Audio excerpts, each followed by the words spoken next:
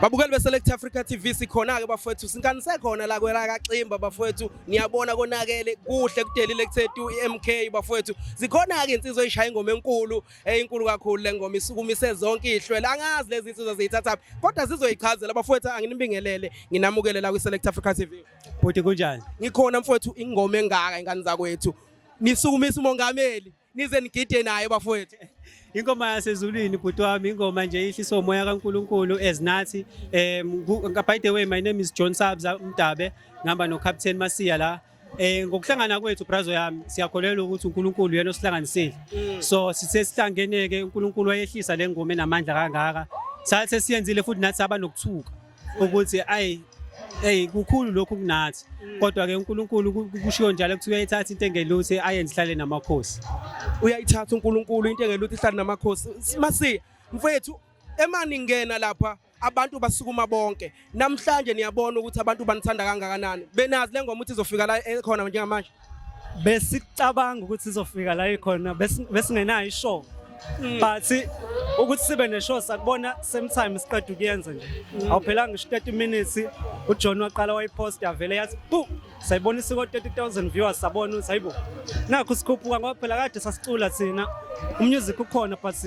kunzima ukuvela industry sinzima vele but le ngoma yeMK yenze nje izinto zavele zashesha because manje wonke umuntu aware ukuthi khona uJohn Sabza no Captain Masiya and kuningi kusamele bakulindela umusic ukhona isazophuma futhi nezinye ingoma ngicabthi ngeke ngizisho inamba but izophuma ezinye zeMK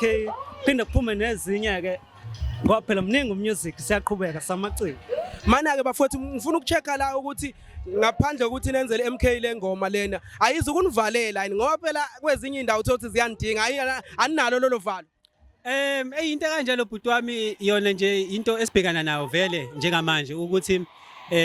kodwa ke indlela okuyiyo vele even ngisho emsakazweni ingoma ngenxa ukuthi ipolitiki asikwazi ukuthi sithole lokho okuthiwa ama royalties ayo ayikwazi ukudlaleka ngenxa yokuthi ikhuluma ngepolitiki kodwa sinethemba lokuthi abahleli bemicimbi yeMK bazokwazi ukuthi basibize emicimbini sikwazi nathi ukuqhushalaza ngoba njengoba kade seshilo uCaptain Masiya ukuthi akusiwona wodwa maculo eMK kuphela esiwenzayo singamaciko sinamatalente amangalisayo sinamatalente amakhulu and kwi-industry abanye bethu bayasazi ukuthi sikhona but ukuvela ngalendlela esesivele ngayo besingazi ukuthi sovela kanjani singasho nje ukuthi uNkulunkulu wehlisa umoya weMK ozovusa amatalente akade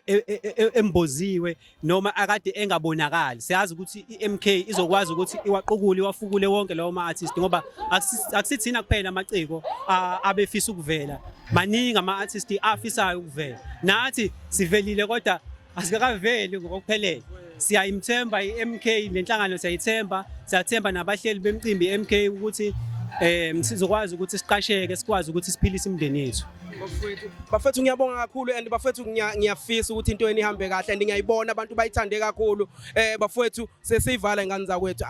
sibabonga ababukele ekhaya. Siyabonga ababukele emakhaya siyacela ukuthi niqhubeke nokudownload ingoma ku YouTube iyatholakala Spotify iyatholakala ku Apple Music iyatholakala isihloko sayo ku YouTube mawungena khona ufike nje uthi Buya Msholozi izoyivelela yona ina 100 and something thousand views in 1 month so siyathemba ukuthi sothi siuqeda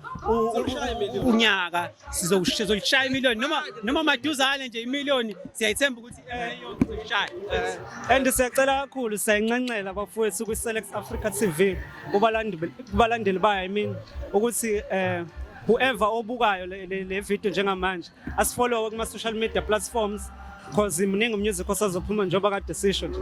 so siyacela kakhulu igama lami uCaptain Masiya everywhere kona wonke ama social media uJohn Sabelo Mdabu wonke ama social media platforms so bonana khona TikTok uJohn Sabza and then ku Facebook and Instagram uJohn Sabza Mdabu.